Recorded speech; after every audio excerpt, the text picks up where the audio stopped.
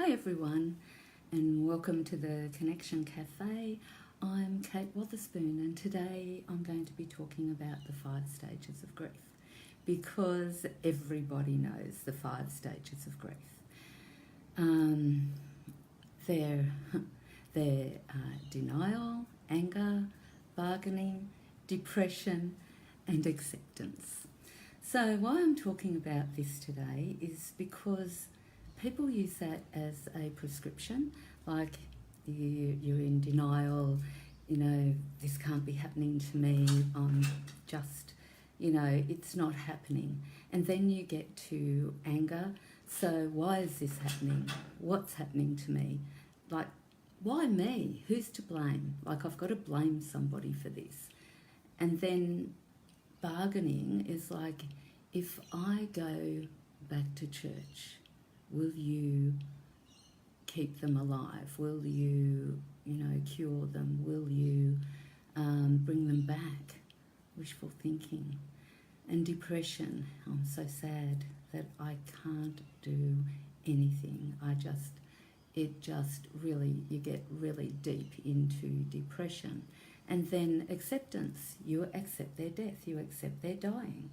But there's so much more to this. Like, Elizabeth Kubler-Ross was a psychiatrist in the 60s, and I'm sure in the 50s as well. But in 1969, she brought out this framework. She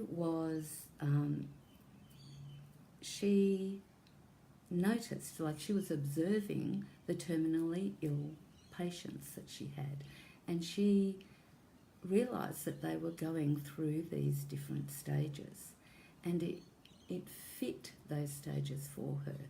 So it became a framework for the terminally ill. But then it's been taken on as a popular psychology, I suppose, where everybody says, you're going through the 5 stages of grief. I have clients come to me that say, you're stuck in anger, you're stuck in, bargaining, you're stuck in denial.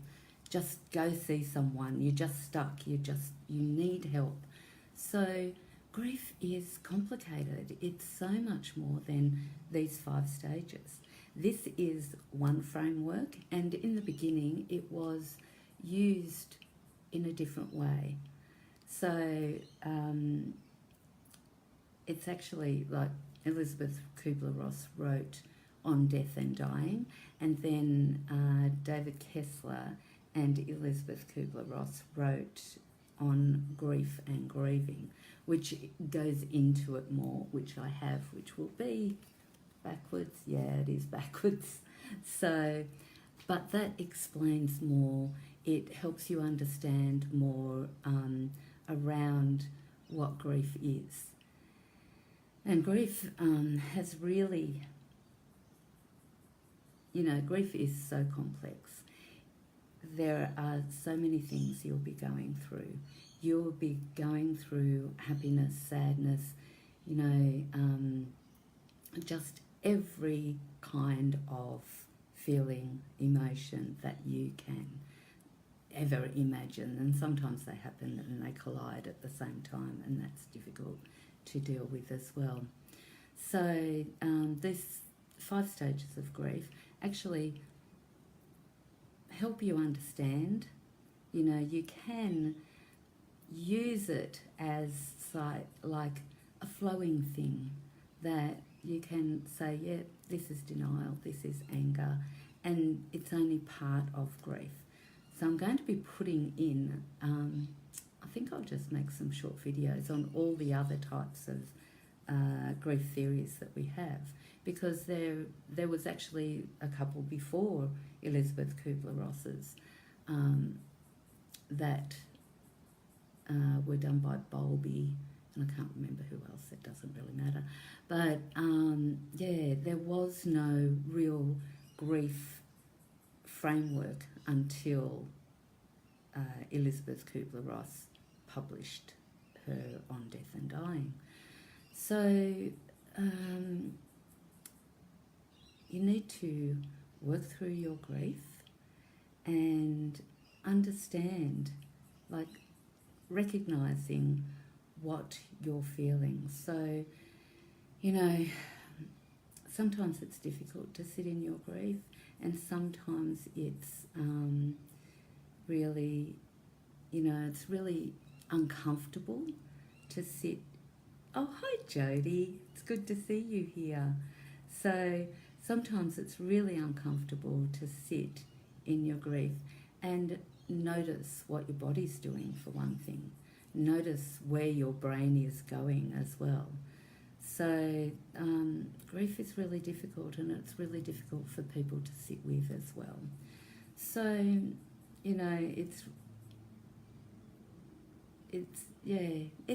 it's really complex, and it's hard to understand. So, what I'd like you to do today is just sit in your body. Just sit. Notice what is happening in your body. Slow down. Notice your thought patterns. What are your thought patterns? Is it, Mary told me I have to get on with my life. That's not you. You need to settle into you and feel you. Feel what you need. Be really, like I say selfish, but selfish is a good word in this way, because you need to take your time. You need to get away from people sometimes. Sometimes you need to, go for a walk, get out in nature. Sometimes you just need to notice that you can breathe. Just breathing in and breathing out. That's all you need to do. So that's what I want you to do, is listen to your body. Notice what you're feeling, and notice actually how much you listen to other people as well, because I have so many people come to me saying they're crazy, and you're actually not. You're actually going through grief. Auntie Jane tells me that I'm crazy and I'm not getting on with my life, and my child died 6 weeks ago, or my husband died even a year ago. So grief is a lifelong thing. It changes you. It really changes you. You won't always be sad. You'll go through different feelings. Sometimes your life will be sort of really good, and then you'll feel your grief. Like this Christmas time is difficult for me, because I had twins, and all I have to do is say, like, I gave birth to twins very early at 24 weeks, and they were identical girls. The youngest one died a week later. So I actually notice at Christmas time I miss them the most. I really, it's not so much their birthdays or anything, but it seems that there are a lot of twins around at Christmas time. So that's my trigger, that I need to take care of me. I need to notice that those people are have a wonderful gift of having beautiful children, but, recognise my loss as well, and be in what I need to feel. And, and be kind to myself. So today, what I want you to do is just slow down and breathe. Notice what you're feeling, and notice how much you listen to other people. So that's it for today. That's it for today. Thank you so much for watching. Bye.